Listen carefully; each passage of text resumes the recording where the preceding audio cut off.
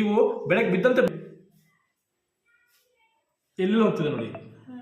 ದರ್ಪಣ ಒಂದ್ ಬದಿ ನಾವು ಮೆರಗುಗೊಳಿಸಿರ್ತೀವಿ, ನೈಸ್ ಮಾಡಿರ್ತೀವಿ, ಒಂದು ಕಡೆ ಬಣ್ಣ ಬರೆದಿರ್ತೀವಿ, ಒಪ್ಯಾಕ್ ಮಾಡಿರ್ತೀವಿ. ಅಂದ್ರೆ ಕನ್ನಡಿ. ದರ್ಪಣ ಬೇರೆ, ಮಸೂರ ಬೇರೆ. ಮಸೂರಲ್ಲಿ ಅದು ಪಾರದರ್ಶಕವಾಗಿರುತ್ತೆ, ಮಸೂರ ಪಾರದರ್ಶಕವಾಗಿರುತ್ತೆ, ಬೆಳಕು ಹಾದು ಹೋಗುತ್ತೆ. ಇದು ಬೆಳಕು ಹಾದು ಹೋಗಲ್ಲ, ಬೆಳಕೇನಾಗುತ್ತೆ, ಪ್ರತಿಫಲನ ಹೊಂದುತ್ತೆ.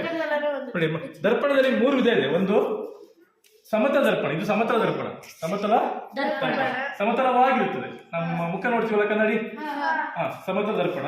ಇದು ಪೀನ ದರ್ಪಣ ಅಂತ ಉಬ್ಬಾಗಿದೆ, ನೋಡಿ ಇಲ್ಲಿ ನೋಡಿ, ಉಬ್ಬಾಗಿದೆ. ಎಸ್, ಉಬ್ಬಾಗಿದೆ. ಇದು ನೋಡಿ ತಗ್ಗಾಗಿದೆ, ನೀವು ನೋಡಿದ್ರೆ ಆವತ್ತು ಅಲ್ಲ, ತಗ್ಗಾಗಿದೆ. ಇದು ಉಬ್ಬಾಗಿದೆ, ತಗ್ಗಾಗಿದೆ. ಸೊ ಇದು ಉಬ್ಬಾಗಿದೆ, ಉಬ್ಬಾಗಿರೋ ಮೆರಗು ಬಿಟ್ಟಿರುವಂತಹ ಭಾಗವನ್ನು, ನಯವಾಗಿರೋ ಭಾಗವನ್ನು ನಾವು ಪೀನ ದರ್ಪಣ ಅಂತ ಹೇಳ್ತೀವಿ. ಇದಕ್ಕೆ ನಾವು ನಿಮ್ನ ದರ್ಪಣ ಅಂತ ಹೇಳ್ತೀವಿ. ಇದರಲ್ಲಿ ನೀವು ಆಗ್ಲೇ ಮೊಸರು ನೋಡಿದ್ರೆ ಆ ಥರನೇ ಪೀನ ದರ್ಪಣ ಇದೆಯಲ್ಲ, ನಿಮ್ನ ದರ್ಪಣ ಇದೆಯಲ್ಲ, ಈ ನಿಮ್ನ ದರ್ಪಣ ಪೀನ ಮೊಸರು ತರನೇ ಬೆಳಕನ್ನ ಕೇಂದ್ರೀಕರಿಸುತ್ತೆ. ಅದು ಹೆಂಗೆ ಅಂತ ನೋಡೋಣ. ಓಕೆ, ಕತ್ಲೆ ಮಾಡು. ಈ ಪೀನ ದರ್ಪಣ ಇದೆಯಲ್ಲ, ದರ್ಪಣ ಇದು ದರ್ಪಣ ಫಿಕ್ಸ್ ಆಗಿದೆ. ಯಾವುದು? ನಿಮ್ನ ದರ್ಪಣ. ನಿಮ್ಮ ದರ್ಪಣದಲ್ಲಿ ಬೆಳಕಿನ ಕಿರಣಗಳು ಏನಾಗ್ತವೆ, ಪ್ರತಿಫಲನ ಹೊಂದ್ತವೆ. ಆದ್ರೆ ಅವು ಒಂದು ಕಡೆ ಸಂಧಿಸ್ತವೆ, ಮೀಟ್ ಆಗ್ತವೆ. ಅದಕ್ಕೆ ಇದನ್ನ ಕನ್ವರ್ಜಿಂಗ್ ಮಿರರ್ ಅಂತ ಹೇಳ್ತೀವಿ. ಹಾಗಾಗಿ ಕನ್ವರ್ಜಿಂಗ್ ಲೆನ್ಸ್ ಯಾವ್ದಾಗಿತ್ತು? ಪೀನ ಮಸೂರ.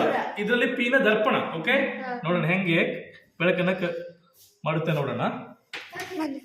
ಪಗಲಕ್ಕು ಕತ್ಲೆ ಮಾಡು, ನೋಡ್ಕೊಳ್ಳಿ, ಸರಿಯಾಗಿ ನೋಡ್ಕೊಳ್ಳಿ. ಬೆಳಕಿನ ಕಿರಣಗಳು ಹೇಗೆ ಅವು ವಾಪಸ್ಸು ಮೀಟ್ ಆಗ್ತವೆ ನೋಡೋಣ. ನೋಡಿ, 2 ಬೆಳಕಿನ ಕಿರಣ ಬಿಡ್ತಾ ಇದೀನಿ, ಮೀಟ್ ಆಗ್ತದವಾ?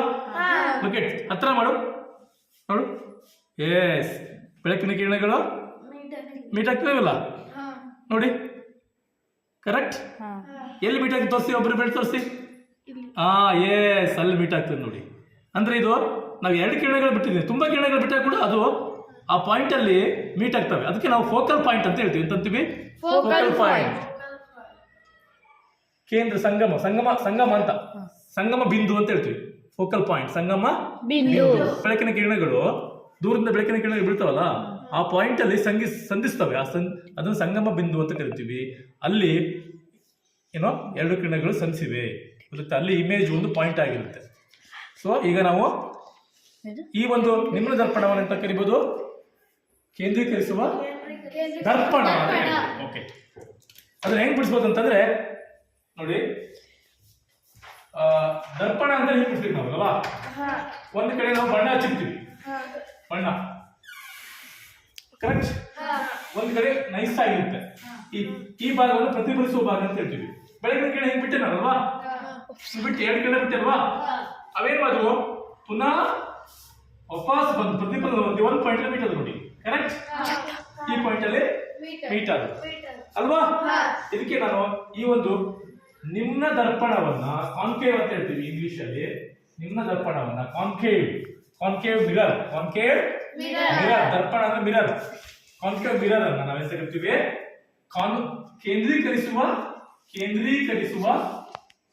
ಕೇಂದ್ರೀಕರಿಸುವ ಏನೋ ದರ್ಪಣ ಅಥವಾ ಕಾನ್ವರ್ಜಿಂಗ್ ಮಿರರ್ ಅಂತ ಕರಿತೀವಿ. ಕಾನ್ವರ್ಜಿಂಗ್ ಮಿರರ್ ಅಂದ್ರೆ ದರ್ಪಣ, ಬೆಳಕನ್ನು ಪ್ರತಿಫಲಿಸುತ್ತೆ, ಹಾದು ಹೋಗ್ಲಿಕ್ಕೆ ಬಿಡೋದಿಲ್ಲ. ಕರೆಕ್ಟ್. ಈಗ ಮತ್ತೊಂದು ಮಾಡಿದೀವಲ್ಲ, ಉಬ್ಬಾದ ಭಾಗ ಮತ್ತೊಂದು ಮಾಡೋಣ ಈಗ. ಅದ್ಯಾವ್ದಂದ್ರೆ ಪೀನ ದರ್ಪಣ.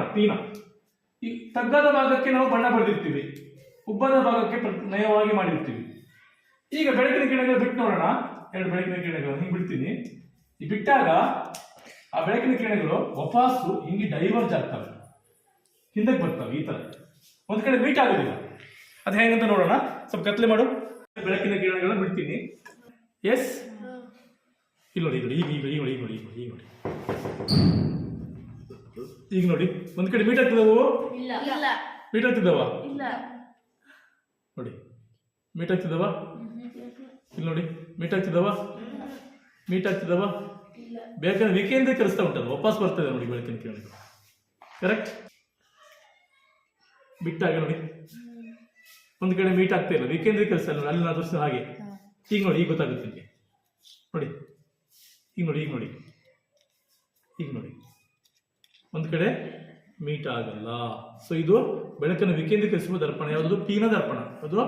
ಪೀನ ದರ್ಪಣ. ಪೀನ ದರ್ಪಣ ನೋಡಿ, ಬೆಳಕನ್ನು ವಿಕೇಂದ್ರೀಕರಿಸುವ